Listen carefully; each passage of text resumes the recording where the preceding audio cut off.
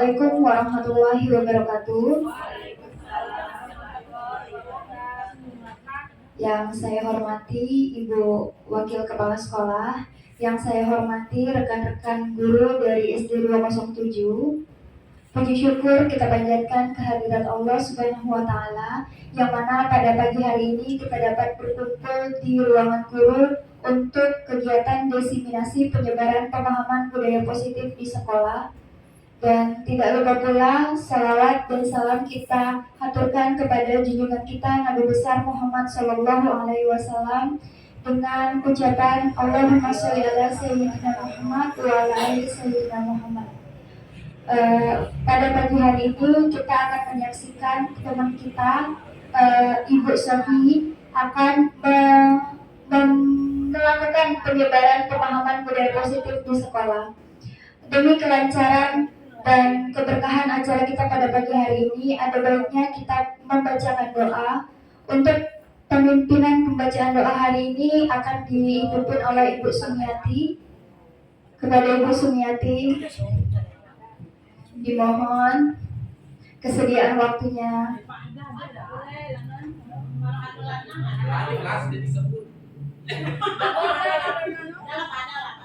Iya, boleh. Oke, berhubung ada Pak Hada, jadi pemimpin pembacaan doa kita pada pagi hari ini yaitu Pak Hada.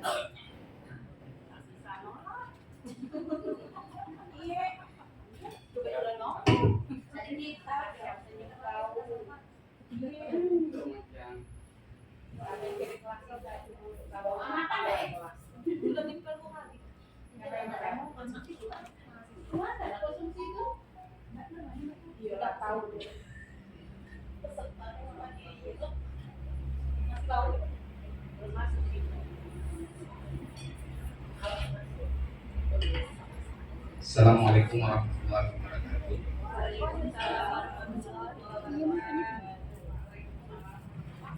A'udzubillahi minasyaitonir rajim. Bismillahirrahmanirrahim. Al-Fatihah. A'udzubillahi minasyaitonir rajim. Bismillahirrahmanirrahim. Alhamdulillahirabbil alamin. Iyyaka na'budu wa iyyaka nasta'in.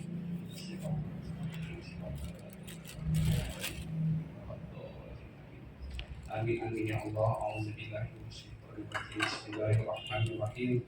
Alhamdulillahirabbil alamin. Hamdan na'imin, hamdan syakirin, hamdan yu'afi wa yukafi majidah. Ya Rabbana lakal hamdu kama yanbaghi li jalali wajhika wa li'azimi sultanik. Subhanaka la nahsi sana'a 'alaika anta kama asnaita 'ala nafsik. Walakal hamdu hatta tarda, walakal hamdu idza radait, walakal hamdu ba'da ridha. Allahumma shalli wa sallim ala sayyidina Muhammad wa ala alihi fil awwalin, wa shalli wa sallim ala sayyidina fil akhirin, wa shalli wa sallim ala Muhammadin wa ala sayyidina Muhammadin wa alihi fi kulli waqti wa hin, wa shalli wa sallim ala sayyidina Muhammadin wa alihi fil bila'il a'la ila yaumil. Allahumma inna nastaghfiruka wa nastaudi'uka dinana wa abdana wa anfusana wa amwalana wa ahlana wa kulla shay'in a'rifana.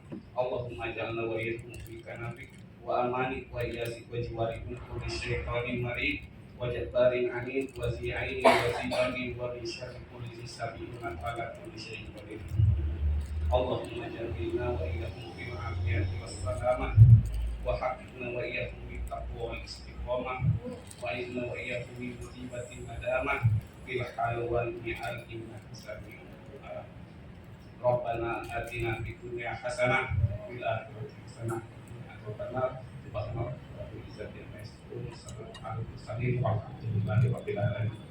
Assalamualaikum warahmatullahi wabarakatuh. Terima kasih untuk Bapak Hada atas pembacaan doanya. Yang selanjutnya yaitu sambutan dari Kepala Sekolah. Untuk ini diwakili oleh Ibu Sri Ulandari. Kepada Ibu Sri Ulandari.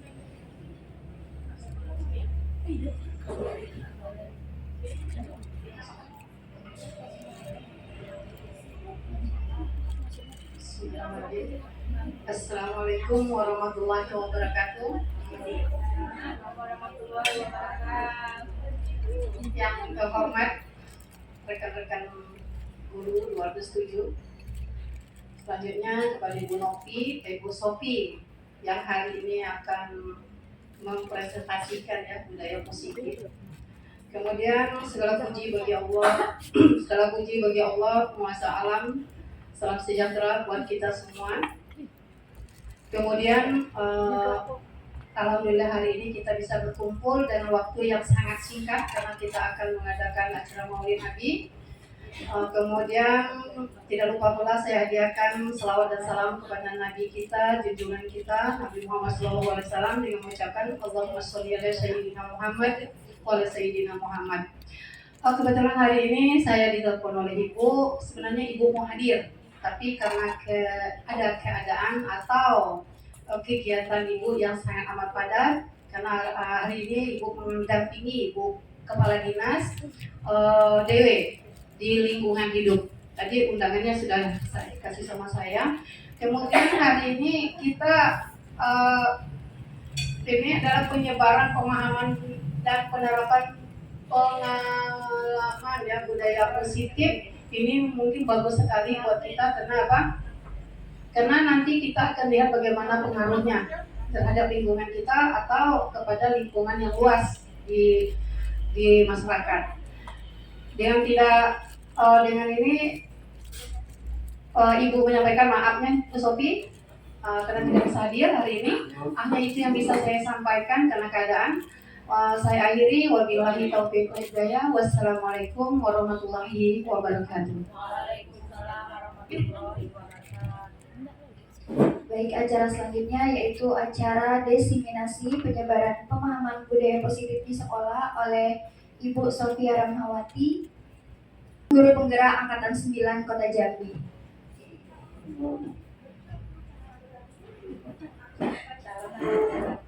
Baik, assalamualaikum warahmatullahi wabarakatuh. Izin saya berdiri di depannya Bapak Ibu ya. Terima kasih pertama-tama saya ucapkan kepada Bapak dan Ibu guru serta karyawan dan karyawati yang bersedia hadir pada pagi hari ini dalam kegiatan saya memenuhi tugas LMS dalam program calon guru penggerak angkatan 9. Jangan berpikir Bapak Ibu ya, ini cuma ngenain Ibu Sofi saja. Tapi memang ini salah satu kewajiban saya sebagai calon guru penggerak. Ilmu yang saya dapatkan selama modul 1 itu kemarin sudah saya berbagi dengan beberapa orang guru dalam kegiatan pendampingan individu itu mengenai visi guru penggerak ya Bapak Ibu ya. Nah pada kesempatan hari ini tentang penerapan dan pengalaman serta pemahaman bagaimana budaya positif itu kita budayakan di sekolah. Sekali lagi saya mengucapkan terima kasih. Mungkin Bapak Ibu tidak menyangka pada pagi hari ini ada kegiatan seperti ini ya Bapak Ibu ya. Karena sudah jauh-jauh hari saya sudah berkonsultasi dengan Ibu Kepala Sekolah. Beliau menyesuaikan dengan jadwal beliau. Karena dudet saya, batas pengumpulan tugas saya ini tanggal 30 Bapak Ibu. Tidak mungkin besok ya. Karena beliau juga hari Jumat ada kegiatan, Sabtu juga ada kegiatan luar biasa Ibu Kepala Sekolah kita ya Bapak Ibu. Nah, hari Senin bagaimana kata beliau? Hari Senin sudah tanggal 30, kapan lagi saya mau edit video, saya bilang seperti itu. Jadi katanya besok kemarin, hari ini, mau tidak mau saya mempersiapkan semuanya. Saya menghubungi Ibu Novi untuk bersedia menjadi MC. Alhamdulillah beliau bersedia dan saya sangat mengapresiasi sekali luar biasa kolaborasi kita di sekolah ini. Dan saya harap untuk kedepannya kegiatan seperti ini akan terus berlangsung. Mungkin saya perintis pertama, insya Allah mudah-mudahan Bapak Ibu guru semua akan menyusul di angkatan-angkatan yang akan datang. Dan angkatan 10 kita doakan bersama Bapak Ibu ya, Ibu Novi akan lulus karena beliau sudah lulus di seleksi tahap 1, esainya lulus. lanjut kemarin simulasi mengajari Ibu Novi. Kemungkinan tanggal 27 jadwalnya selesai, dilanjutkan di bulan November di jadwalnya wawancara. Kita doakan bersama, mudah-mudahan Ibu Novi adalah orang kedua yang menjadi calon guru penggerak dari sekolah kita. Amin. Amin ya Rabbal Alamin. Dan akan datang di angkatan berikutnya akan dilanjutkan oleh Bapak Ibu guru yang lain. Oke, baik. Saya akan langsung memasuki materi, tapi sebelumnya masih makan ya Bapak Ibu ya. Enggak, maksudnya sebelum kita ini masuk ke materi, biar motorik kita kemudian lagi semuanya kita itu jalan, kita ceria-ceria dulu ya Bapak Ibu ya. Boleh dulu makanannya dihabiskan atau ditaruh dulu di mana, atau mau nunggu, kita joget-joget dulu biar motorik kita ini ya lebih santai.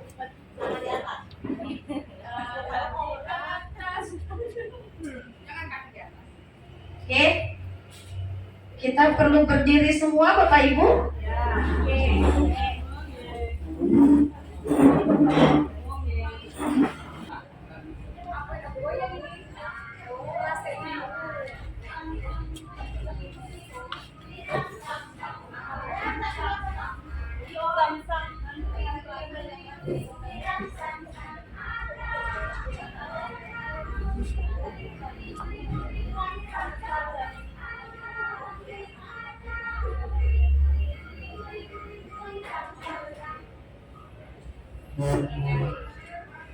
Boleh di sini enggak? Dapat?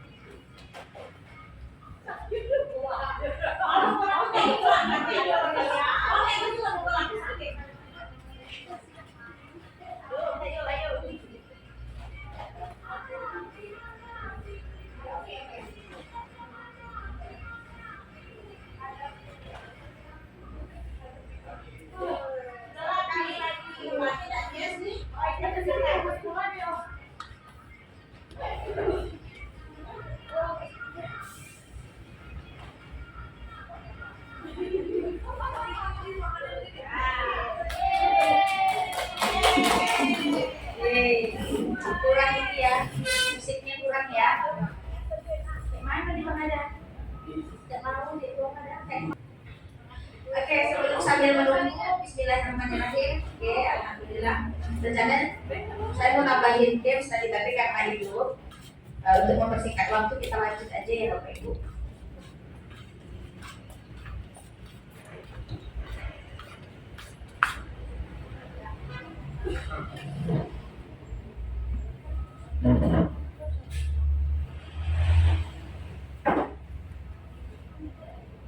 Oke, ini masih di kelompok depan, menyebarkan pemahaman dan penerapan pengalaman tentang budaya positif di sekolah. Sebelumnya saya ingin menekankan kembali kepada Bapak Ibu, ada satu informasi yang mungkin perlu saya sampaikan, dan ini informasi dari BGP waktu kami kemarin. Infonya seperti ini. Alhamdulillah. Infonya seperti ini Bapak Ibu. Bapak Ibu sudah punya PNM semua kan? Sudah ada yang dapat sertifikat dari PNM? Belum. Dari Ibu Novi, Pak Ada? Belum. Tapi baru Ibu Novi dan saya sendiri yang baru memiliki sertifikat dari PNM. Nah, bagi Bapak Ibu yang sudah sertifikasi, ini infonya di Pulau Jawa sudah salah satu yang jadi syarat pencairan Bapak Ibu. Syarat pencairan sertifikasi itu adalah sertifikat di PNM, dan itu memang benar-benar adanya karena teman saya PPG menyampaikan hal itu benar. Jadi kita tidak tahu tahun 2024 atau mungkin sampai ke Pulau Sumatera. Jadi untuk ke depan, marilah kita sama-sama yuk Bapak Ibu kita aktif kembali di PMM. Nah, ini kegiatan ini juga bermanfaat sekali buat Bapak Ibu. Silahkan Bapak Ibu jika ada yang mau mengambil foto kegiatan hari ini setelah saya misalnya Bu Ita mau presentasi di depan, kita ambil foto. Ibu bisa gunakan sebagai aksi nyata di PMM. Ya, jadi dalam satu kegiatan kita sama-sama saling ini ya. Jadi kalau bisa dalam satu kegiatan ini kita semua punya dapat sertifikat di PMM. Ya, silahkan ambil foto dokumentasi untuk ibu sekalian. Silahkan.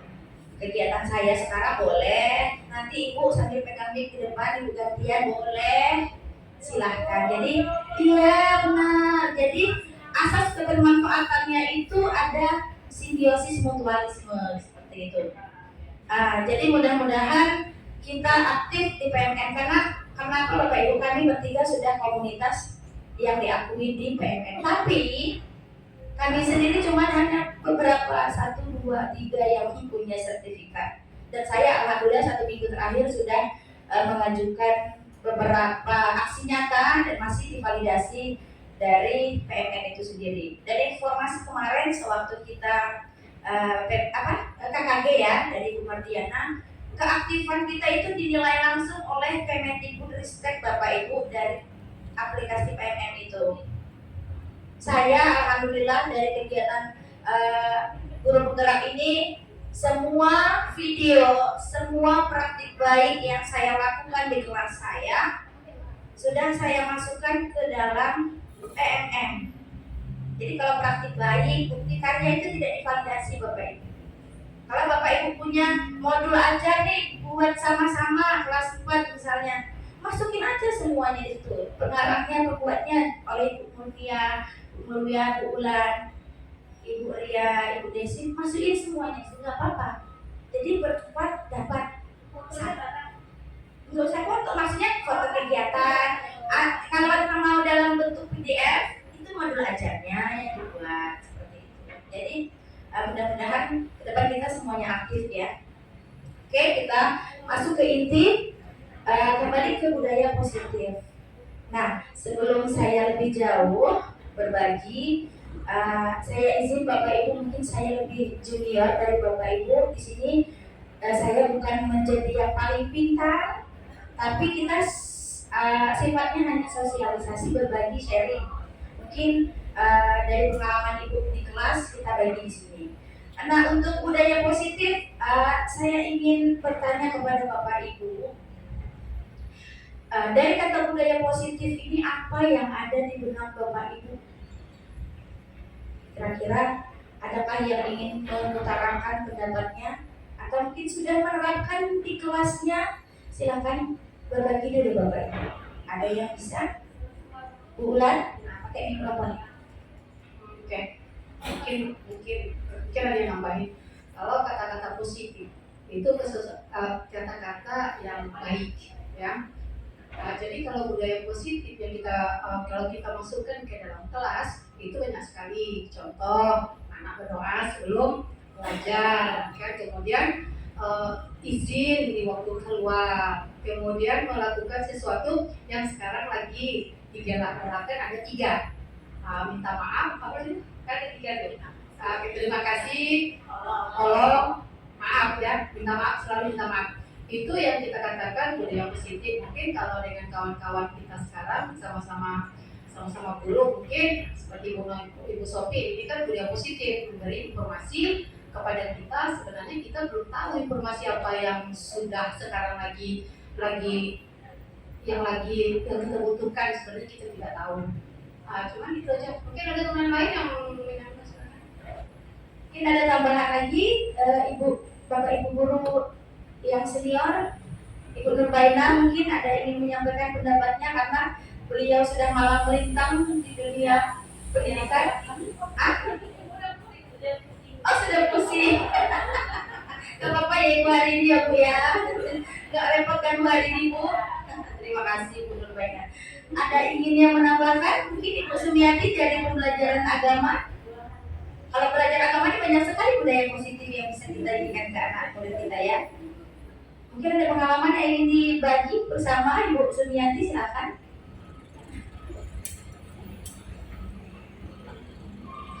Bismillahirrahmanirrahim. Assalamualaikum warahmatullahi wabarakatuh. Baik, saya akan bercerita sedikit tentang pengalaman dalam pembelajaran ya. Nah, ketika anak berbuat ini ya kesalahan, kan maklum anak kita kan banyak sekali, semua pasti menemui lah ya. Di kelas kadang kata-kata yang kotor gitu kan, kadang ngejek-ngejek bapak, nama-nama bapak yang disebut. Nah, kalau untuk yang sudah-sudah saya memberikan hal yang positif kepada anak tersebut. Jika dia itu berkata yang kotor, saya akan meminta anak itu beristighfar 100 kali. Kalau saya suruh istighfar ke depan 100 kali, walaupun dia bilang capek, 10 ya Bu, tidak ada penawaran. Nah, dengan seperti itu yang saya terapkan ke anak-anak. Kemudian jika dia berkata mengejek bapak, saya akan menjelaskan bahwa dosa mereka itu kepada bapak temannya. Jadi mereka minta maaf tidak kenal dengan temannya, tapi harus minta maaf ke bapaknya. Jika tidak dilakukan, maka anak itu besok terhalang masuk surga gitu. Jadi alhamdulillah agak lumayan. Mudah-mudahannya seterusnya tidak lagi ngejek-ngejek nama bapak gitu kan. Nah, itu saja yang dapat saya sampaikan. Terima kasih Bu Sumiati. Mungkin ada lagi yang perlu ditambahkan, mau menambahkan? Dari sebelah sini belum ada. Ibu Ria, Ibu Rika, Ibu Reka, Bu Fitri, Bu Desi mungkin. Atau dari perpustakaan juga bisa loh. Perpustakaan juga bisa. Karena memang kan komunikasi anak dengan perpustakaan langsung mereka. Apa ada yang pernah dilakukan mungkin. Kadang hal yang paling sederhana itu sudah memberikan dampak positif buat anak.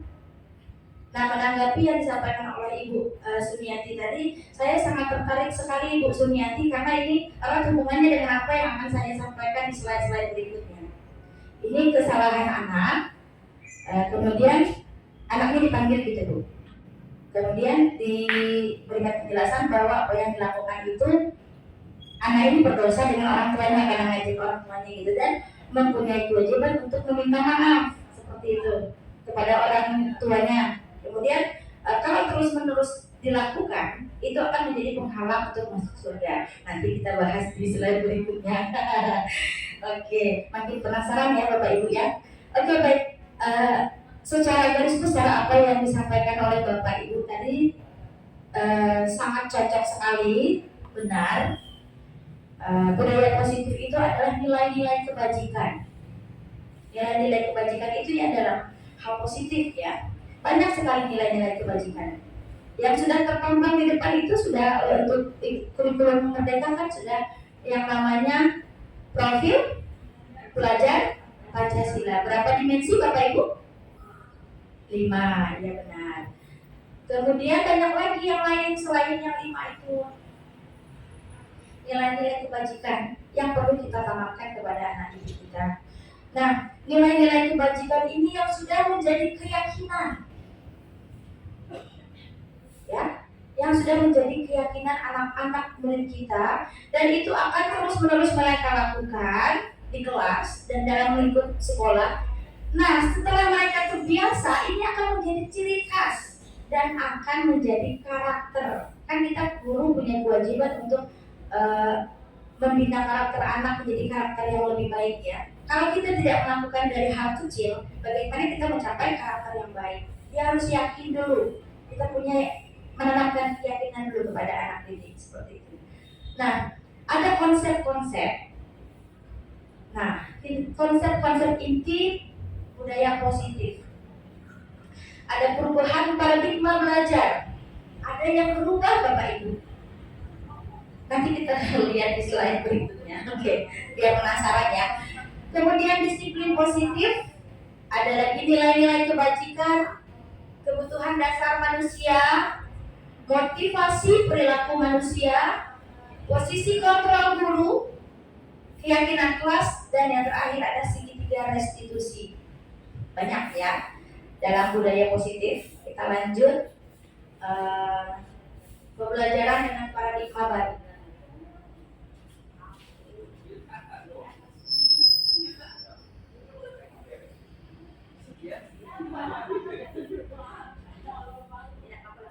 Oke, pembelajaran dengan paradigma baru. Nah, pembelajaran dengan paradigma baru ini merupakan pembelajaran yang dirancang berdasarkan prinsip pembelajaran berdiferensiasi. Ya, sehingga para peserta didik belajar sesuai dengan kebutuhannya berdasarkan tahap perkembangannya yang sesuai dengan teori psikologi modern dalam upaya mewujudkan profil pelajar Pancasila. Di sini yang kita beri tanda kutip adalah pembelajaran berdiferensiasi. Bapak Ibu, saya kembali ajukan sharing lah, mungkin ada beberapa pendapat yang pernah Ibu dengar mungkin atau sudah Ibu laksanakan di kelas tentang pembelajaran berdiferensiasi. Ada Ibu Novi? Ibu Novi belajar belum? Nanti di wawancara itu ditanya loh. Apa kira-kira menurut Ibu Novi seperti apakah pembelajaran berdiferensiasi itu? Silakan. Pembelajaran berdiferensiasi, kalau menurut saya yang saya tangkap dari beberapa kali kita lagi itu kita memberikan sesuatu sesuai dengan kebutuhan. Jadi kan peserta didik di kelas kita itu tidak semuanya sama. Ada yang mungkin gaya belajarnya kinestetik, audio visual. Jadi bagaimana cara kita untuk memberikan pembelajaran yang sesuai dengan gaya belajar mereka agar mereka bisa memahami apa yang kita sampaikan dan pelajaran yang mereka dapatkan itu pelajaran yang bermakna. Pada kenyataannya sampai saat ini saya pribadi masih menggunakan metode-metode yang lama, metode-metode yang konvensional. Saya menjelaskan di depan kelas belum menggunakan pembelajaran yang berdiferensiasi. Dengan adanya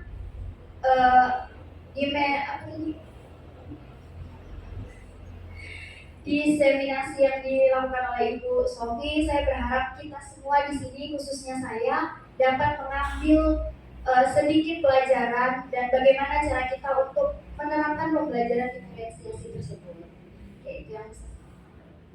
Terima kasih Bu Novi. Apa yang Ibu sampaikan, Ibu Novi sampaikan itu sudah 100% benar sekali. Dan memang kenyataannya memang Bapak Ibu kita masih mengajar konvensional, kita bertumpu kita yang ngejelasin di depan. Itu sudah salah satu ciri lama pembelajaran yang berpusat pada guru. Nah sekarang sudah kita galak-galakkan ini memang menurut paradigma yang disampaikan oleh Ki Hajar Dewantara, kita belajar itu berpusat pada murid. Jadi guru itu menurut Ki Hajar Dewantara itu berhamba pada murid. Bukan arti kita berhamba seperti hamba dan Tuhannya, bukan seperti itu. Berhamba artinya kita menyesuaikan kebutuhan mereka. Iya. Nah kalau untuk pembelajaran berdiferensiasi mungkin hanya sebatas pengenalan saja, karena saat ini saya sudah berada di modul 2.1 memang dalam pembelajaran berdiferensiasi, dan saya juga masih belajar mendalami karena memang ada beberapa miskonsepsi tentang pembelajaran berdiferensiasi. Jadi memang harus adanya pembelajaran yang lebih dalam lagi, dan hari ini kebetulan jadwalkan untuk berdiskusi mengenai itu. Nanti kegiatan berikutnya saya akan bagi kembali tentang pembelajaran berdiferensiasi. Oke, kita lanjut lihat ini Bapak Ibu ya. Nah, ini miskonsepsi tentang teori kontrol. Jangan kepleset katanya. Nanti ada yang tersinggung. Miskonsepsi tentang teori kontrol. Nah, apa saja? Yang pertama, ilusi guru mengontrol murid. Selama ini kita berpikiran kita yang mengontrol murid, ya nggak Bapak Ibu? Benar atau salah apa yang saya sampaikan? Benar. Kita yang mengontrol murid, apalagi kontrol pakai tangan, ya nggak? Ternyata itu salah. salah. Kita kembali ke diferensiasi karena kebutuhan mereka. Kemudian ilusi bahwa semua perbuatan positif, efektif dan bermanfaat. Ya, semua perbuatan positif itu bermanfaat. Kita berilusi seperti itu. Ilusi bahwa kritik dan membuat rasa bersalah mampu menguatkan karakter. Nah, ini tadi yang disampaikan oleh Ibu Sumiati. Mungkin ada sedikit menyentil ke situ ya Bu Sumiati. Berarti yang disampaikan Ibu Sumiati itu menimbulkan rasa bersalah. Yang menimbulkan rasa bersalah itu salah satu miskonsepsi yang sudah kita lakukan selama ini Bapak Ibu. Saya pun baru menyadarinya selama saya mengikuti program Guru Penggerak ini. Lalu seperti apa yang sebenarnya yang harus kita lakukan? Kita lihat di slide berikutnya. Nah, yang terakhir ilusi bahwa orang dewasa berhak memaksa. Orang dewasa di sini guru ya. Kita berpikiran kita itu berhak memaksa, aku harus bisa ini. Anak yang nggak bisa, anak itu berbeda-beda loh. Kita nyuruh mereka menggambar, pasti ada anak yang nggak suka menggambar. Ada yang suka bercerita, apalagi anak saya sekarang Bapak Ibu, mungkin Ibu Novi, Pak Ada paling tahu, Ibu Wian paling tahu setahun mengajar mereka. Mereka sukanya, Bu, ngomong, dia nggak suka nulis. Ya, dia nggak suka menulis, menggambar juga nggak bisa. Jadi gimana saya membuat mereka lebih tertarik dengan belajar? Ayo belajar di depan aja, ceritakan pengalaman kamu yang sesuai dengan materi yang kita pelajari. Wah, senang dia, ceritanya gimana, bahasa dia lagu. Senang-senang mereka lah. Rebutan, betul kata Ibu ya. Karena memang itu tadi. Nah, kalau kita mau menerapkan pembelajaran berdiferensiasi, langkah pertama yang kita lakukan adalah melakukan pemetaan, diagnostik awal. Karena kita mau tahu dulu kebutuhan anak ini apa, gaya belajarnya seperti apa, maunya dia gimana. Kita sajikan pembelajarannya sesuai mau mereka. Jangan dipaksa. Ada yang nggak bisa ini ya, nggak suka nonton. Capek Bu, mata saya berkabur. Ada tuh anak saya gitu. Oke, kita lanjut. Ini hanya sekilas ya. Ini mengubah paradigma stimulus respon ke pendekatan teori kontrol. Kalau stimulus respon itu realitas atau kebutuhan kita itu sama pandangan kita. Nyatanya pada teori kontrol realitas kebutuhan itu berbeda setiap anak. Kedua, semua orang melihat hal yang sama. Kita punya tujuan belajar nih. Anak itu harus tahu dengan cara yang sama. Salah. Kita bisa menggunakan cara yang berbeda untuk tujuan yang sama. Nah, dalam teori kontrol itu setiap orang memiliki gambaran yang berbeda-beda. Kemudian kita mencoba mengubah orang agar berpandangan sama dengan kita. Itu stimulus respon. Sedangkan teori kontrol itu kita berusaha memahami pandangan orang lain tentang dunia dengan pikiran mereka masing-masing. Tidak hanya dengan anak Bapak Ibu ya, dengan teman kita, rekan sejawat kita juga harus demikian. Makanya saya sangat berharap sekali Ibu kepala sekolah hadir juga di sini, karena kita sebagai guru, kita sebagai pemimpin pembelajaran, dan kepala sekolah dia adalah pemimpin dalam suatu lembaga. Erat hubungannya guru, pemimpin pembelajaran, kita terapkan kepada murid. Pemimpin sebagai kepala atau pemimpin satuan, dia menerapkannya kepada kita. Ini kita ini punya berbagai macam permasalahan kita masing-masing kan ya. Nah, bagaimana beliau menyelesaikannya? Pasti kebawa-bawa ke beliau. Jadi ya mungkin ada sedikit rasa kecewa saya, tapi nggak apa-apa karena kesibukan dia sebagai kepala sekolah ya Bapak Ibu ya.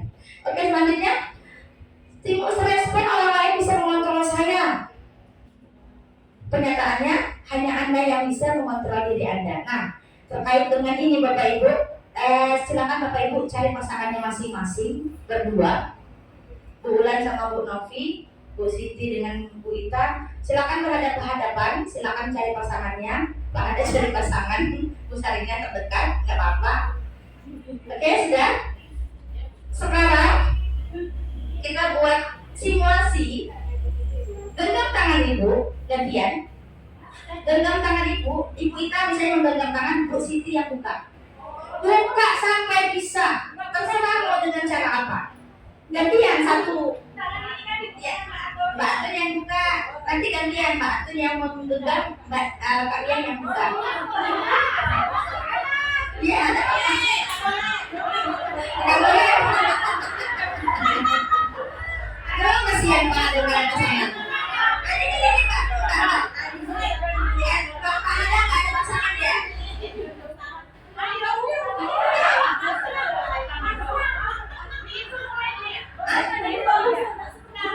Iya sekarang boleh dengan cara apapun, mau dengan paksaan, mau dengan bujukan, mau dengan mungkin disokong, mau sampai dia mau bukan. Apa dengan pusaringan ke depan aja ada apa? Contoh, ya satu tangan boleh, cuma tangan juga kalau dua-duanya sampai lah. Wah, ada yang masak, aduh. Silakan disimulasi di depan Ibu Nova sama Ibu Saringan. Mas.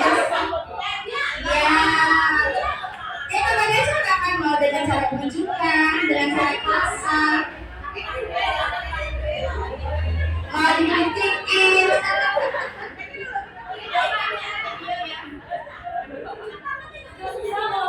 Bisa. Bisa coba gantian lagi Ibu Saringan.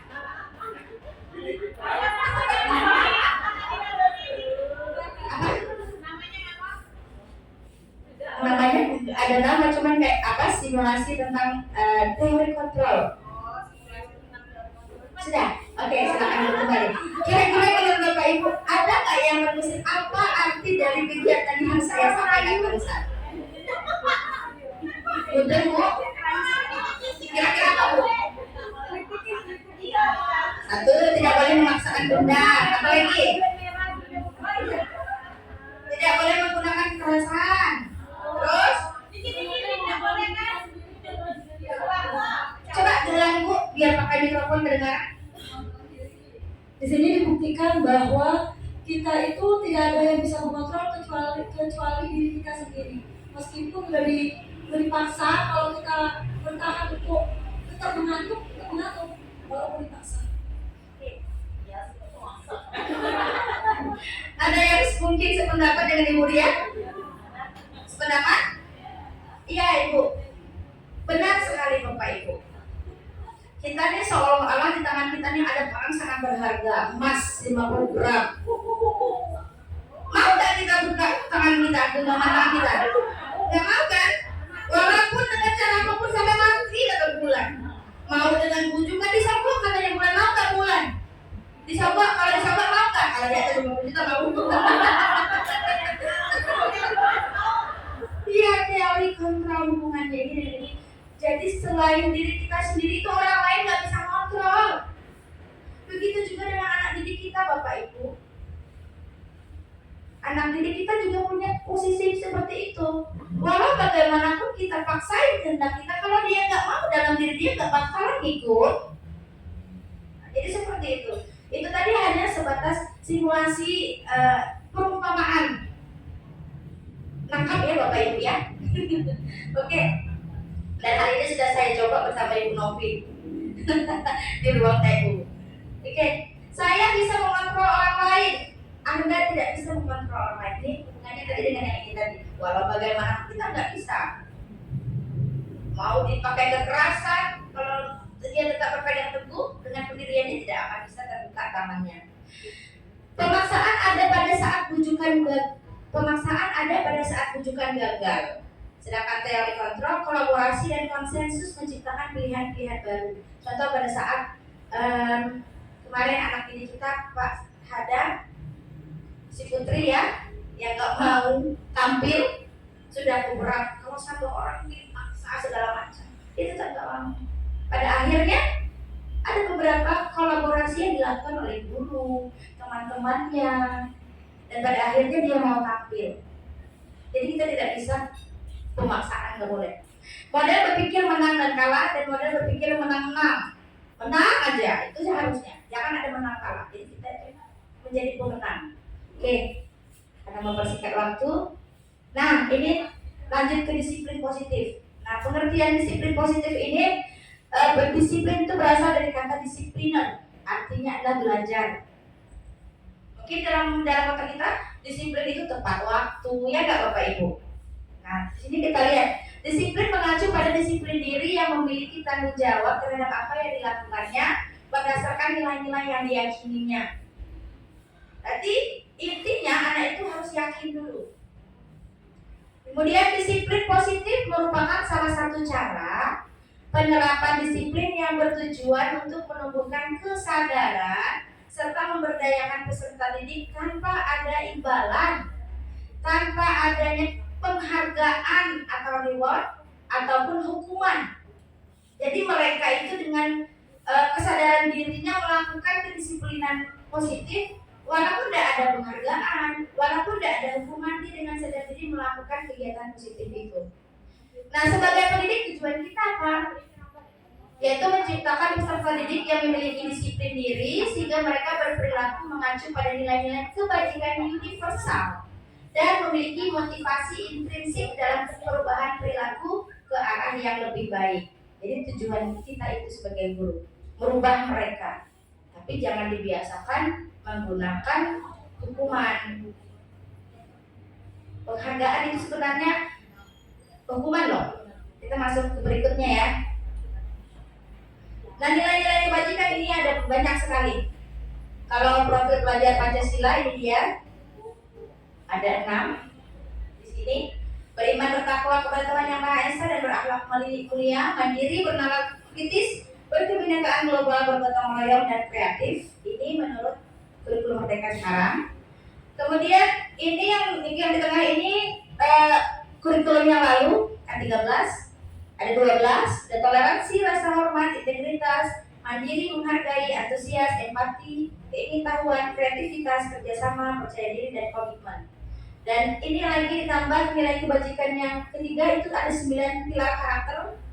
Bisa dilihat di depan, cinta Tuhan dan segenap ciptaannya, kemandirian, tanggung jawab, kejujuran, hormat dan santun, dermawan, bergotong royong, suka menolong, percaya diri, kreatif, kepemimpinan dan keadilan, baik dan rendah hati, dan yang terakhir toleransi, kedamaian dan kesatuan. Ini nilai-nilai kebajikan yang kita satukan. Ini yang akan kita tanamkan kepada anak-anak didik kita. Nah, kembali ke kebutuhan dasar manusia. Manusia itu punya kebutuhan. Padahal kebutuhannya apa? Oh, banyak. Banyak, ya. Kebutuhan dasar manusia itu adalah segala sesuatu yang kita lakukan untuk mendapatkan apa yang kita inginkan. Mau hidup kita perlu apa Bapak Ibu? Perlu makan. Perlu apa lagi untuk bertahan hidup?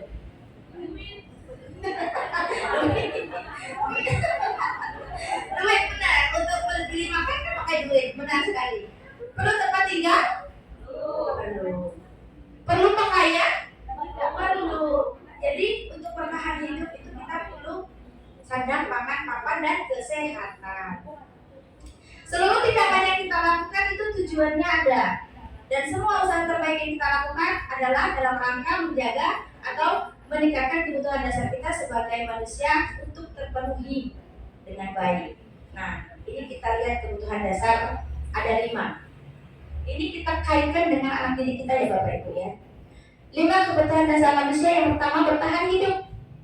Apa saja dimensinya? Makanan, pakaian, tempat tinggal, keamanan, dan kesehatan. Dan ini mungkin dari sekolah kita harus menyediakan ini juga, keamanan, kesehatan. Itu pihak sekolah ya Bapak Ibu ya. Yang kedua, kasih sayang dan rasa diterima. Semua manusia itu memiliki kebutuhan rasa diterima, dipedulikan, berbagi, bekerja sama, menjadi bagian dalam kelompok. Kemudian penguasaan, harga diri, keinginan untuk dianggap, memimpin, berprestasi, diakui dan didengar, dan kebebasan, mandiri, memiliki pilihan, mencoba hal baru dan mampu mengendalikan arah dirinya, dan yang terakhir kesenangan, bermain, humor, antusiasme, dan tertawa. Nah, kebutuhan dasar inilah yang perlu kita lihat untuk anak didik kita Bapak Ibu. Mungkin saya ingin bercerita tentang anak didik saya yang bernama Julius. Ada yang tahu, ada yang pasti semua kenal ya Julius ya. Ternyata Bapak Ibu, apa yang dilakukan dia, saya tanya, Yang kamu butuhkan apa yang belum ibu kasih? Bu, saya nggak butuh teman, itu cuma main-main.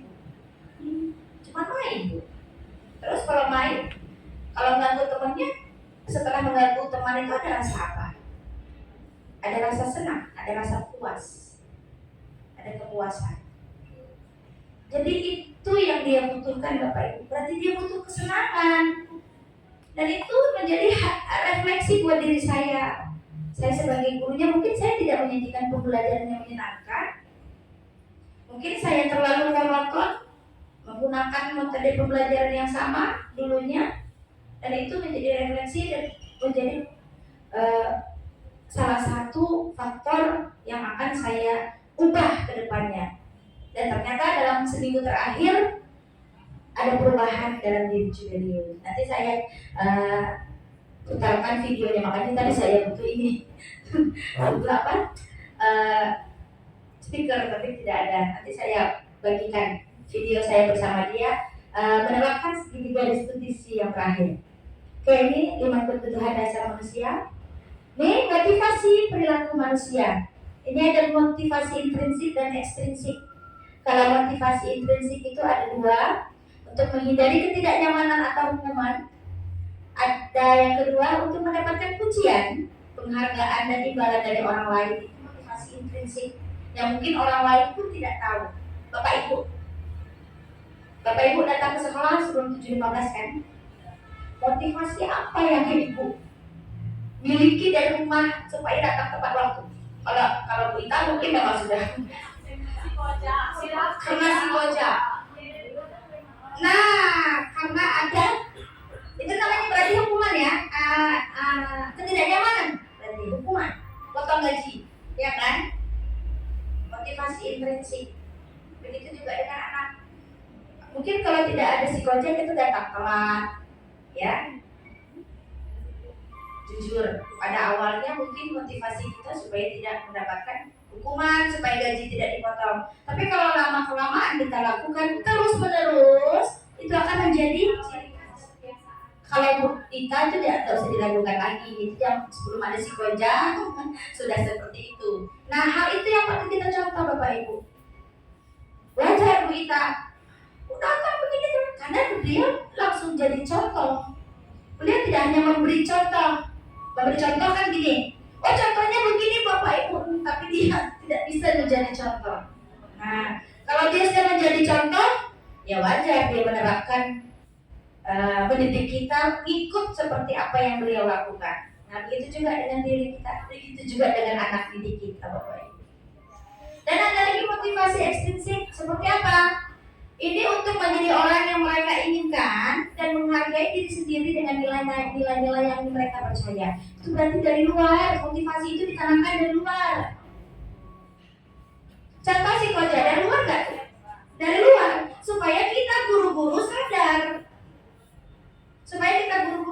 bahwa tepat waktu datang ke sekolah itu adalah kewajiban kita. Tanpa adanya hukuman, tanpa adanya imbalan, tanpa adanya ketidaknyamanan, kita akan terus-menerus, dan itu akan menjadi ciri khas dan karakter dalam diri kita.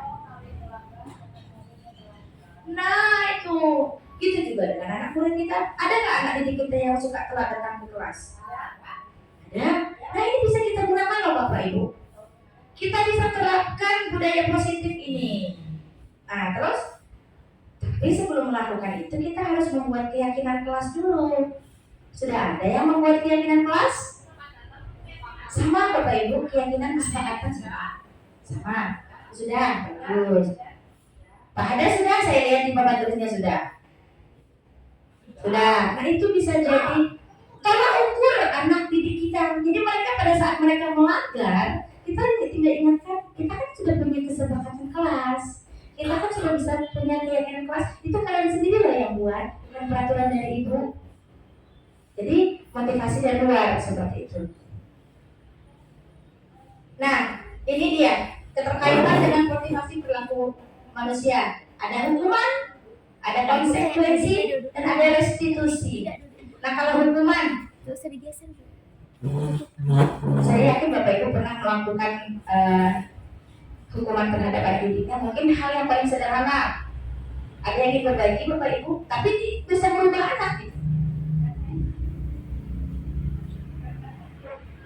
Terima kasih.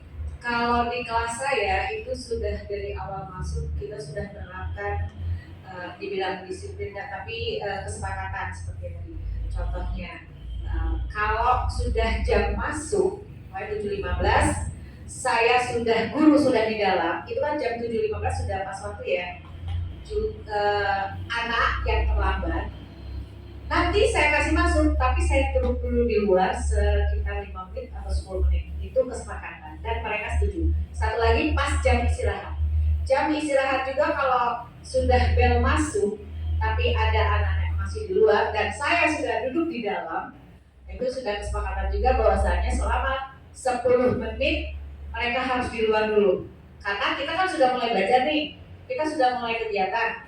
Dengan mereka masuk lalu itu kan mengganggu konsentrasi dari kawan-kawan lain, dan itu kesepakatan kelas saya. Terima kasih.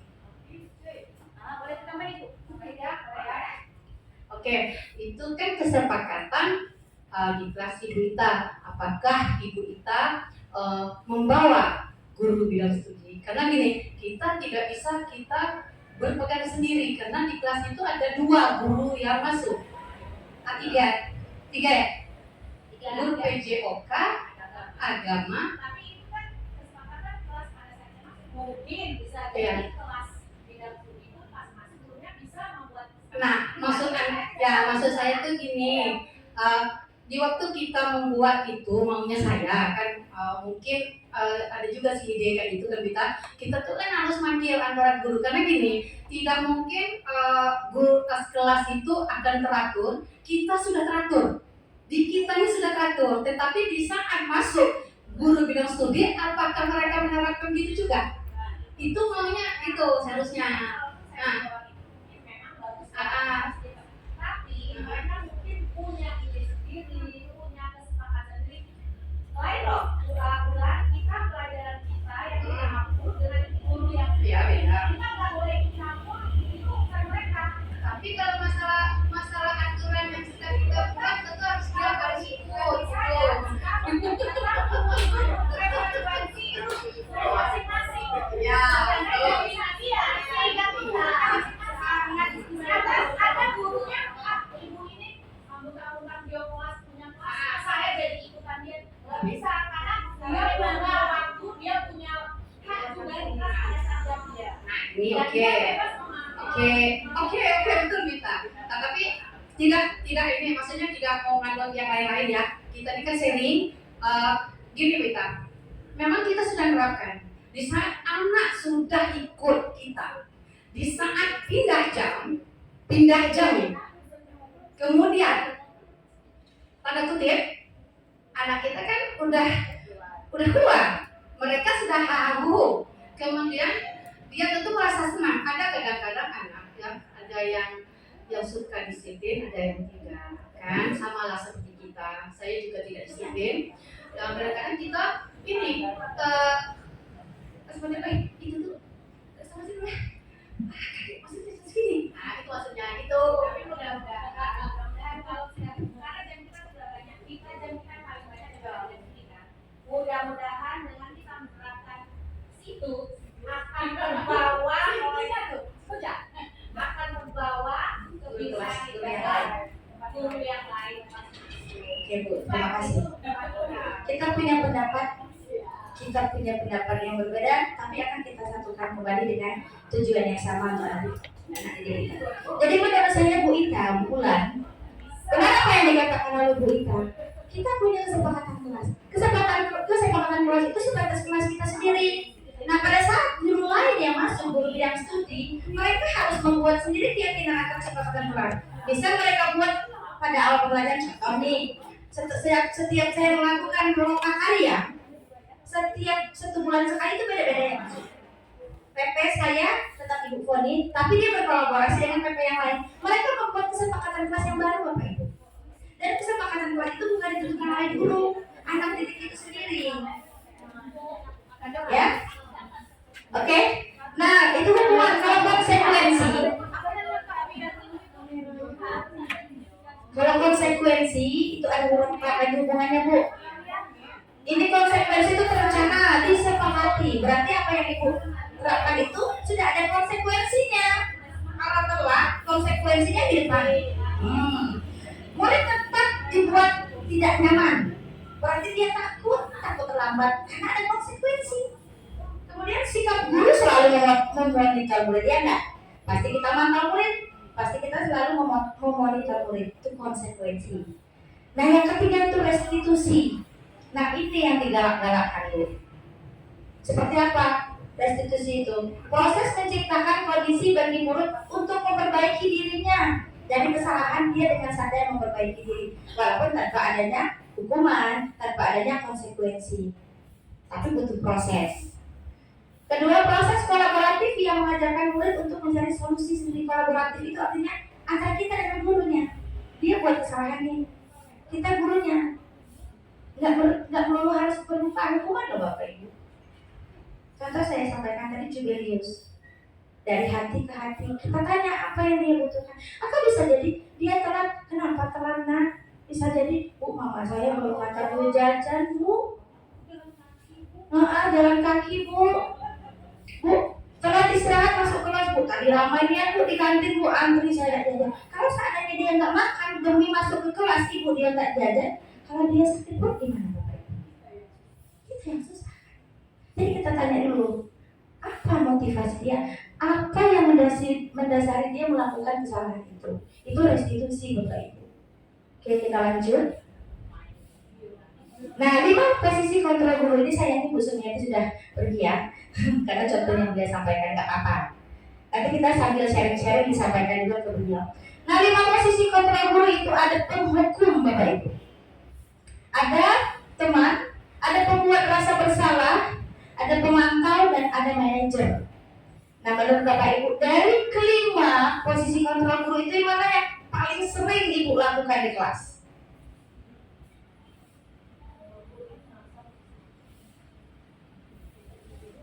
Mau jadi kontrol guru sebagai penghukum, pembuat guru biasa, typo.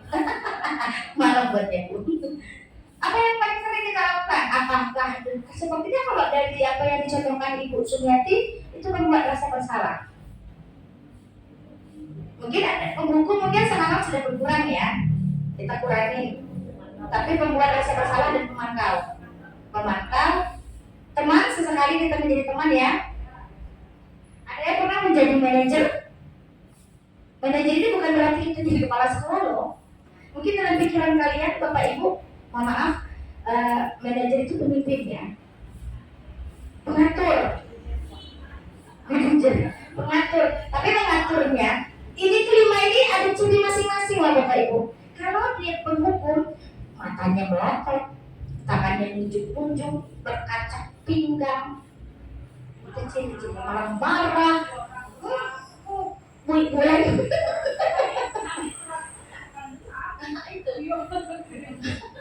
Nah kalau pembuat rasa bersalah itu halus dan kantin, mungkin harus dengar. Kasihan ya sama ibu, nanti ibu kena marah kepala sekolah loh.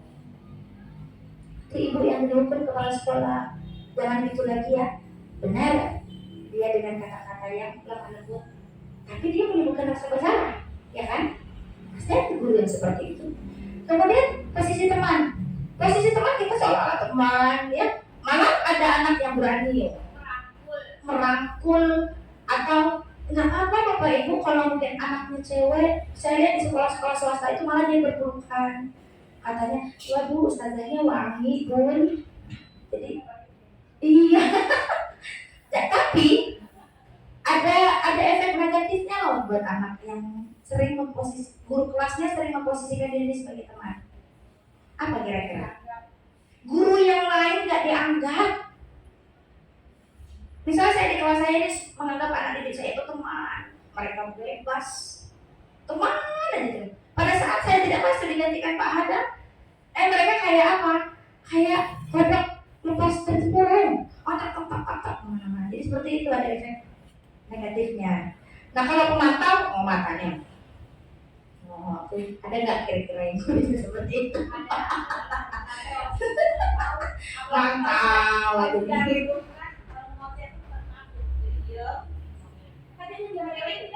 Ya sekali nggak apa-apa ya. Dan ada yang menjadi manajer. Dan sekarang menurut Ki Hajar Dewantara itu dianjurkan guru itu dalam menangani permasalahan menggunakan restitusi, dan posisi gurunya, kontrol gurunya itu sebagai manajer. Ya Bapak Ibu, kita lanjut. Contoh penerapan posisi kontrol guru. Nah ini sebagai penghukum Bapak Ibu. Anak-anak telat nih, saya sudah pernah melakukan itu Bapak Ibu. Anak didik saya beberapa bulan yang lalu, anak telat, hormat bendera 10 menit. Itu hukuman. Ya. Yang kedua, pembuat rasa bersalah. Berapa kali Bu Bapak bilang harus beritahu kamu, tapi kamu selalu saja membuat kesalahan dan mengecewakan Bapak Ibu. Itu pembuat rasa bersalah. Kemudian ini, teman, ayo dong ikuti aturan sekolah. Tolong bantu ibu ya, sekali ini aja. Ya sudah, tidak apa-apa, lain kali jangan lagi seperti ini ya. Itu posisinya sebagai guru teman. Sebagai pemantau seperti apa Bapak Ibu? Kamu sudah melanggar peraturan sekolah, kamu tahu konsekuensinya. Setelah upacara kamu beli atributnya dan pergi ke toko koperasi untuk beli, dan jangan diulangi lagi. Itu pemantau. Bagaimana sebagai manajer Bapak Ibu? Nah, kalau sebagai manajer, apakah kamu tahu kesalahanmu? Kembali ke dia, biar dia meresapi sendiri. Kira-kira bagaimana kamu memperbaiki kesalahannya? Contoh saya bilang, si Juber, dia ngacau kawannya. Saya tanya, tahu nggak kesalahannya apa? Dia sadar, apa kira-kira untuk memperbaiki? Kita maaf Bu dan tidak mengulangi. Jadi itu, manajer ya Bapak Ibu ya. Nah, ini ada contoh. Di posisi kontrol apakah aku? Saya kecewa sekali dengan kamu. Posisi kontrol sebagai apa gurunya? Saya kecewa sekali dengan kamu. Pengatur. Ada yang lain? Kan ada 5 tuh. Ada penghukum, pembuat rasa bersalah, pemantau, manajer. Kalau ini, saya kecewa sekali dengan kamu. Pembuat rasa bersalah. Pernah kita melakukan hal itu dengan anak-anakmu? Secara tidak sadar ya Bapak Ibu ya. Kemudian di posisi kontrol apakah aku? Kamu tidak pernah benar melakukan ini. Posisi apa tuh? Penghukumkah dia? Pemantaukah dia? Pembuat rasa bersalah, teman atau manajer? Kamu tidak pernah benar melakukannya. Pemantau, berarti kita selalu melatih dia nih. Benar-benar. Anak tuh apa perasaannya Bapak Ibu kalau seandainya kita di posisi dia? Oke. Apa rencanamu untuk menyelesaikan masalah ini di posisi apa nih Bapak Ibu? Manajer. Dan terakhir, ayolah lakukan dari Bapak Ibu ya. Dari Ibu ya, lakukan itu ya. Kemarin waktu si Putri, ayolah ambil ya, nanti kecewa bapaknya, kasihan bapaknya. Itu menempatkan diri sebagai apa? Sebagai teman. Kita memposisikan diri kita sebagai teman dari Bapak Ibu ya. Kamu tidak bisa mendapat nilai jika tidak mengerjakan tugas. Hukuman. Nah, sudah kebayang ya. Ada 5. Nah, ini kembali ke keyakinan. Nah, untuk mencapai keinginan kita menerapkan budaya positif, kita buat yuk semua yang belum membuat keyakinan kelas atau kesepakatan kelas. Bapak Ibu yang mungkin yang belum, ayo kita hari Senin kita buat nih. Buat keyakinan kelas. Keyakinan kelas itu Bapak Ibu, kata-kata yang tercantum di dalamnya itu adalah kata-kata yang positif. Kalau keyakinan kelas ini turunan dari peraturannya Bapak Ibu ya. Kita punya peraturan masuk pukul 7.15. Keyakinan kelasnya apa? Datang tepat waktu, saling menghargai. Berarti kalau saling menghargai nggak boleh berkata kasar, nggak boleh ejek-mengejek. Dengan guru juga gitu. Jadi dia lebih global gitu. Buat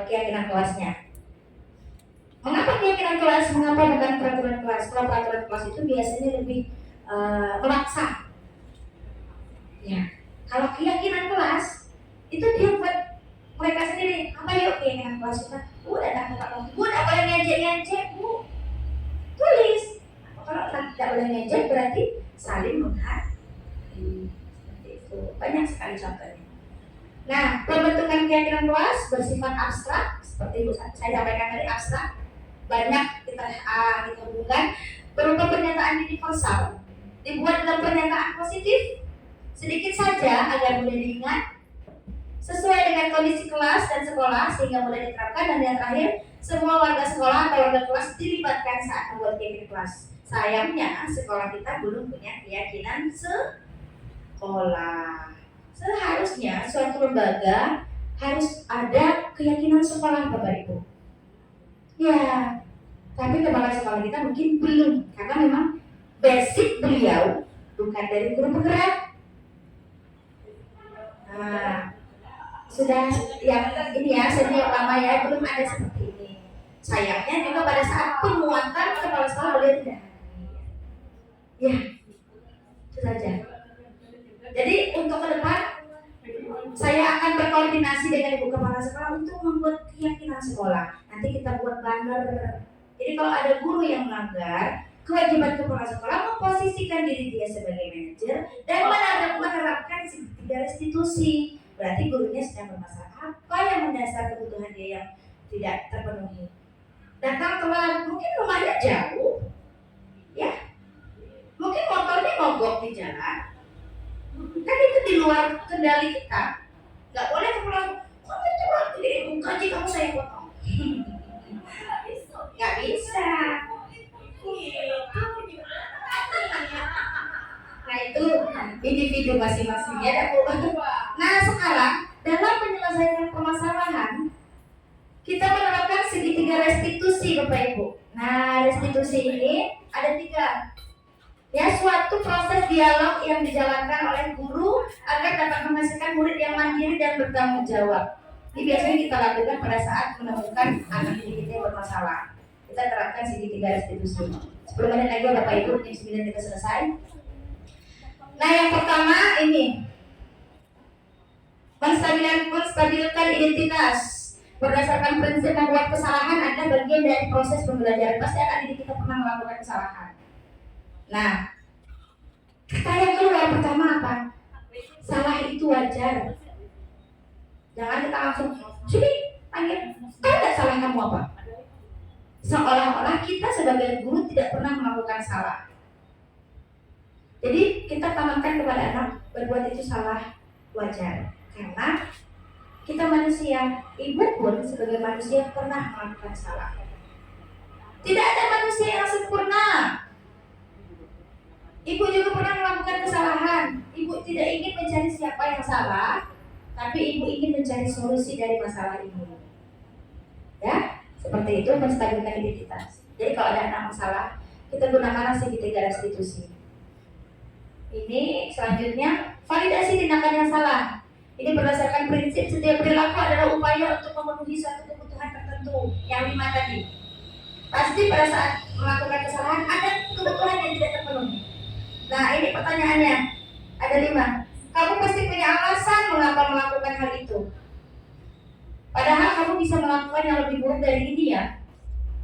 Kamu patut bangga karena telah melindungi sesuatu yang penting buatmu, dan kamu melakukannya karena mempertahankan sesuatu yang buat kamu penting. Ini kalau saat ini dalam permasalahan berbeda konteks ya. Terakhir menanyakan keyakinan. Ini teori kontrol bahwa pada dasarnya kita termotivasi secara intrinsik. Apa keyakinan kelas kita ditentukan? Makanya kita buat keyakinan kelas dulu. Pada saat anak kita melakukan kesalahan, kita kembalikan ke keyakinan kelas. Nilai-nilai apa yang sudah disepakati bersama? Apa yang sudah disepakati? Kemudian, apa gambaran sebuah kelas yang ideal menurut kamu? Sebenarnya nggak harus semuanya dipertanyakan loh Bapak Ibu. Salah satu pertanyaan ini saja timbul pada saat kita menerapkan segitiga restitusi, itu akan memberikan dampak kepada anak. Dan terakhir, kamu ingin menjadi anak seperti apa? Kembali ke diri dia sendiri supaya menimbulkan motivasi intrinsik dalam diri dia seperti itu. Nanti saya akan berikan contoh. Oke, selesai. Saya akan berikan contoh penerapan saya kemarin dengan Jubelius. Tapi sayangnya Iya. Aku ini.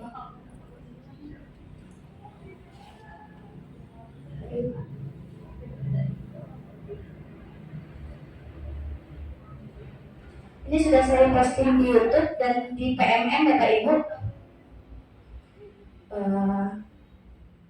Penerapan segitiga restitusi tidak bisa ya? Atau nanti saya kirim di dalam grup aja nggak apa-apa ya? Jadi saya sertakan garis besarnya aja ya, karena kondisi laptopnya sedang tidak memungkinkan. Si Jubel, 2 orang anak didik saya bermasalah pada saat kemarin belajar daring. Si Davina dari awal daring tidak pernah sekalipun dia mengirimkan tugas.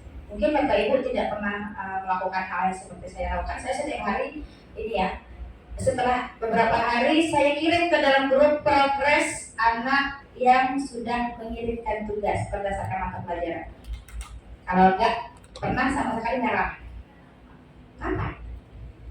Padahal si Davina ini sudah masuk dalam kelas, sudah masuk dalam grup. Semua tidak ada satupun yang pernah dia kirim tugas. Berarti yang bermasalah dia sendiri, yang lain kan gitu. Walaupun masih ada yang bolong-bolong, masih ada yang merah, mungkin HP-nya dipakai orang abangnya kan siapa kita tidak tahu kan. Nah si David ini sama sekali tidak pernah sekalipun. Jadi pas masuk kemarin sudah luring, saya panggil dia si Davina. Saya gunakan ini segitiga restitusi. Saya tanya ke dia, kenapa? Tahu nggak Ibu panggil kenapa? Nggak tahu Bu, kan baru masuk, katanya seperti itu. Jadi kita kan kemarin belajar daring ya.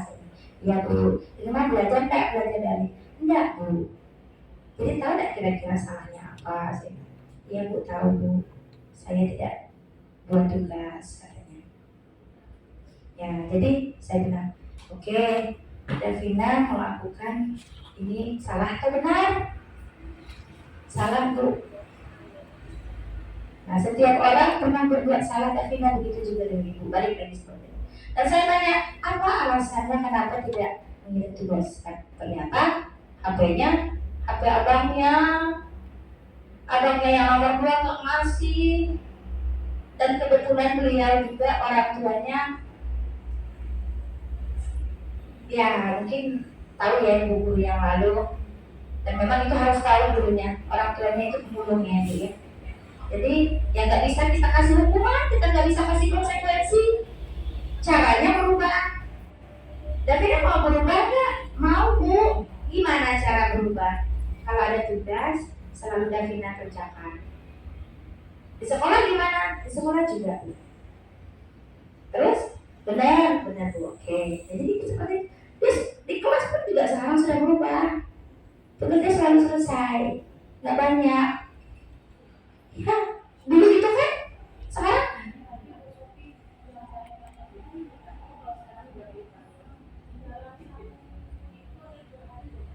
pasti. Ya, apalagi si Torres.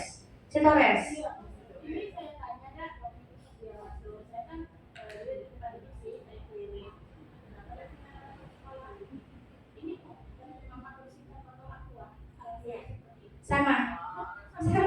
Tapi kalau saya nggak buat kelakuan, bantuin mama saya kerja.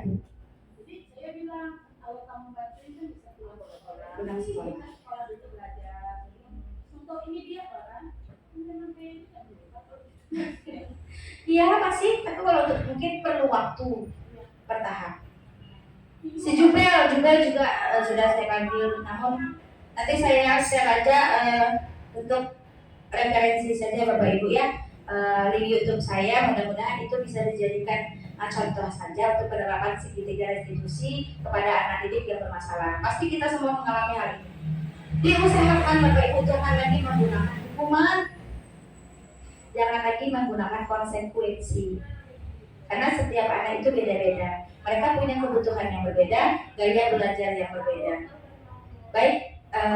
Saya kira itu saja diseminasi hari ini. Mungkin ada Bapak Ibu yang ingin menyampaikan kesimpulan dari apa yang hari ini kita.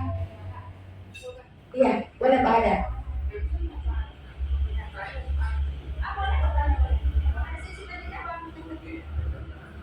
Tadi kan dalam membahas tentang budaya positif. Nah, budaya positif di sekolah ini kan banyak, mulai dari upacara, terus yasinan, kemudian senam gitu. Nah, dan saya melihat apa yang dilakukan di sekolah itu sangat berbeda sekali dengan teori yang kita dapat pada hari ini. Contohnya berdiferensiasi tadi kan. Nah, anak-anak itu kan seharusnya dia mematuhi peraturan sekolah, tetapi pada kenyataannya misalnya pada saat upacara kan masih ada anak yang tidak disiplin dalam berseragam ya, misalnya dengan tidak pakai dasi, tidak pakai topi gitu kan. Di dalam senam kalau saya perhatikan itu rata-rata orang senang dia main-main, ada yang malah. Nah, di teori tadi itu kan ada apa namanya restitusi, mengembalikan anak-anak ini kan. Nah, tapi kenyataannya kalau anak itu tadi menyatakan saya tak mau senang, kita mau ngapain gitu. Nah sekarang saya ingin bertanya kepada Ibu Sophie, sebenarnya untuk menyelesaikan masalah positif daripada anak yang tidak mau senam, terus berseragam tidak lengkap dalam upacara, kemudian ketika yasinan mereka mau membaca yasin. Nah sebenarnya apa menurut Ibu Sophie yang bagus untuk kita terapkan untuk menertibkan anak ini? Dalam hal ini apakah menggunakan hukuman kayak apa tadi konsekuensinya atau reward gitu. Nah, ini tadi.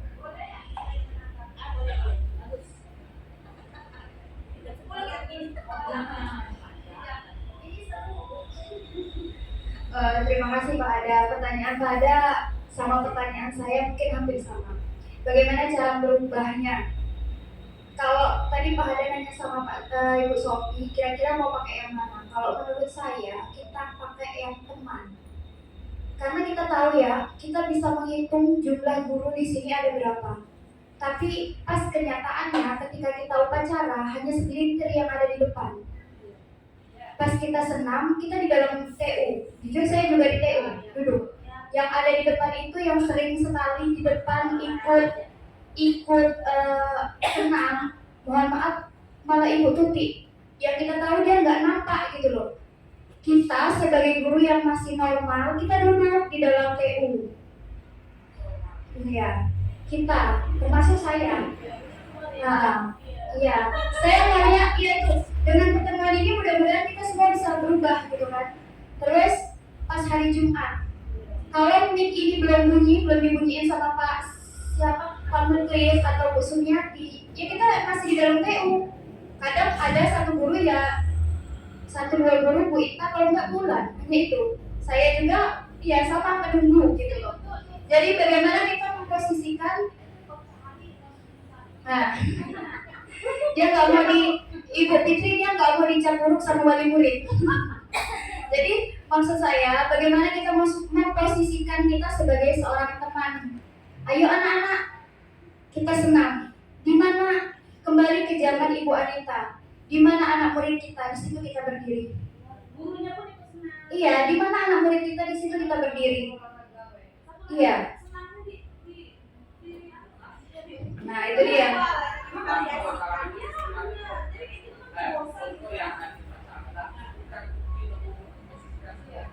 Nah di sini saya yang sering bertanya kepada anak tersebut, ada yang bilang karena bukan kesalahan dia gitu. Kadang mungkin dari orang tua gitu atau dia lupa kompleks. Tapi yang ingin saya tanyakan tadi sebenarnya kita sepakati saja yang Kira-kira perannya. Kalau menyelesaikan tiga itu aja. Oke. Kalau dalam kelas saya rasa guru profesional. Iya, kalau dalam kelas guru kita profesional memang Pak. Saya pun agak-agak profesional gitu. Tapi kalau permasalahannya kompleks tadi seperti yang Bapak bilang, kita nggak bisa hanya mencari satu. Contoh untuk senam tadi kita memposisikan diri kita sebagai teman. Nah, kalau untuk itu mungkin kita bisa sebagai pemantau. Mungkin setiap hari Minggu malam kita bikinlah di grup kita, jangan lupa besok kita melakukan upacara bendera, tolong disiapkan semua atributnya gitu. Mungkin bisa seperti itu. Atau Bu Sofila mungkin bisa menjawab. Berarti ini memang budaya positif itu kompleks Bapak Ibu. Karena mungkin yang ini saya ini kan keyakinan kelas. Karena keyakinan kelas di sekolah kita saya lihat masih banyak yang belum. Makanya saya fokuskan ke keyakinan kelas. Kalau saya bahas budaya positif secara kompleks banyak sekali di sekolah kita. 5S, senyum, sapa, salam, sopan, santun, upacara, yasinan, senam. Nah, itu budaya positif yang menjadi ciri khas sekolah kita. Nah, bagaimana bagi anak-anak yang mungkin yang melanggar? Yaitu tadi seperti Ibu Novi bilang, guru kelasnya ikut andil di situ, dan itu pun juga menjadi refleksi diri saya. Saya pun sama dengan Ibu Novi, mungkin saya di dalam kantor di TU, atau mungkin saya kadang habis absen karena senang saya ngurus orang tua. Bisa saja nanti saya bagi waktu subuh-subuh saya sudah mandiin orang tua saya, kasih makan orang tua saya, seperti itu. Jadi tidak memakai jam sekolah. Itu kan refleksi dari kita. Nah, kalau anak tadi, saya rasa kalau untuk atribut memang guru kelasnya harus ikut andil mengingatkan. Karena begini Bapak Ibu, saya punya anak juga. Kalau saya sibuk pagi, nggak dari mana isan, topi, dasi, tali pinggang taruh atas meja. Kalau tidak ada orang tuanya untuk anak malu-malu,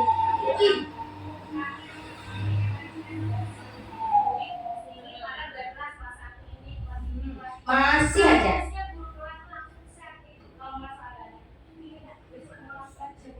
Nah, sebenarnya itu Bapak Ibu sudah dari Waka sudah diteruskan ke dalam grup ini anak yang memakai seragam tidak lengkap kelas ini.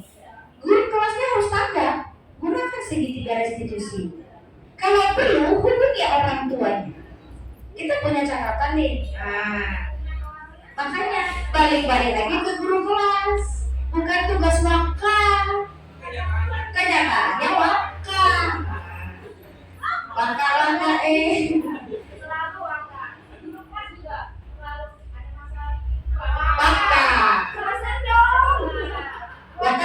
Waka curhat.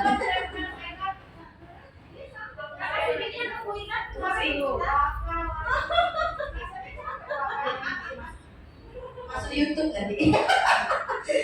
Jadi balik-balik ke guru kelasnya Bapak Ibu ya, Pak Hada. Jadi sepertinya memang kita dalam kegiatan ini sepertinya kita merefleksi diri kita.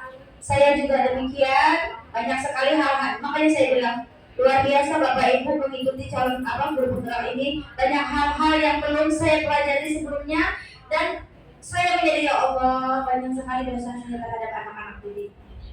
Banyak sekali dosa saya terhadap anak didik. Pelan-pelan kita berubah, dan saya harap juga kita semua bisa berubah. Karena muara pendidikan di sekolah itu adalah murid. Tujuan kita murid loh. Karena kita berpikir, Ais capek di kelas aku tuh, nanya terus, bising, cerewet. Itu kebutuhan dia ya Bapak Ibu. Kebutuhan anak loh. Mungkin dia butuh teman curhat. Mungkin dengan cara posisi kita sebagai teman, dia lebih leluasa mengeluarkan apa yang dia butuhkan. Iya memang, kita harus sewaktu-waktu harus sebagai guru, sebagai teman. Kalau kita memposisikan kita sebagai pemantau terus, anak takut loh. Ada salah jadi teman juga loh kita. Anak dia yang itu yang pada di sini, masya Allah. Tapi itu bukti bahwa ada kedekatan, ada chemistry antara guru dengan anak. Kalau sudah timbul adanya chemistry antara guru dengan murid, apa yang akan kita sampaikan akan masuk karena dari hati ke hati. Itu ya. Mudah-mudahan kita semua berubah ya Bapak Ibu ya. Mudah-mudahan kita berubah.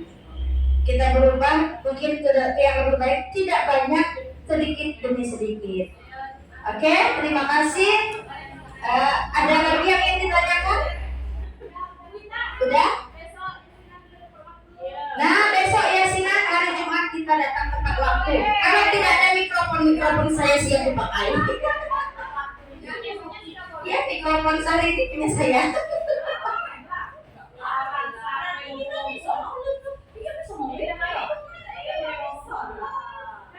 Ya, kita lanjut untuk rapat maulid, kita lanjutkan di kesempatan berikutnya ya Bapak Ibu, karena kita mau pergi dulu.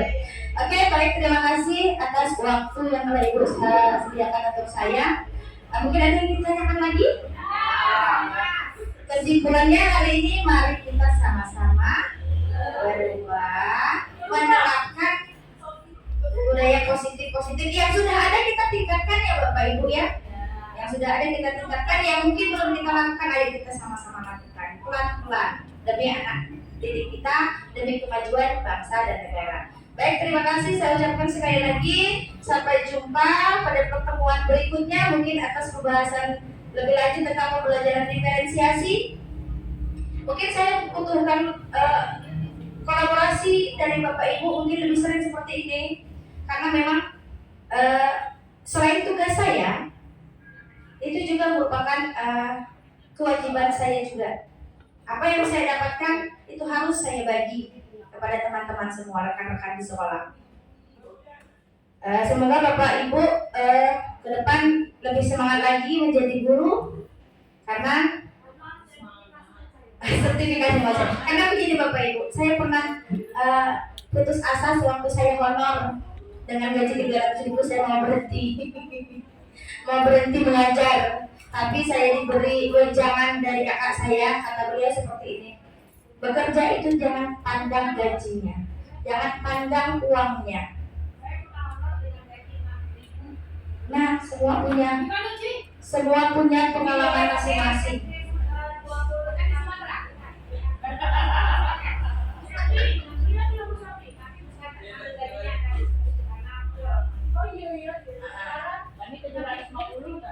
Nah, ribunya berlipat-lipat. Iya.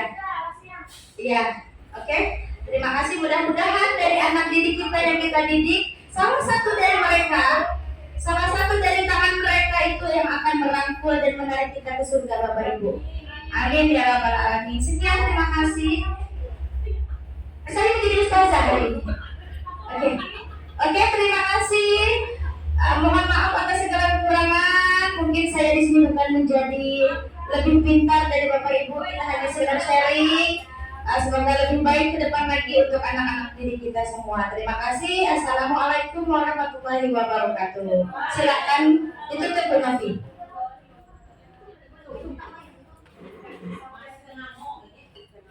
Oke, terima kasih untuk ilmu yang telah disampaikan oleh Bu Sofi, sangat bermanfaat bagi kita semua. Dengan berakhirnya pemaparan yang disampaikan oleh Bu Sofi, berakhir juga acara kita pada pagi hari ini. Dan saya akhiri dengan wabillahi taufiq wal hidayah. Wassalamualaikum warahmatullahi wabarakatuh.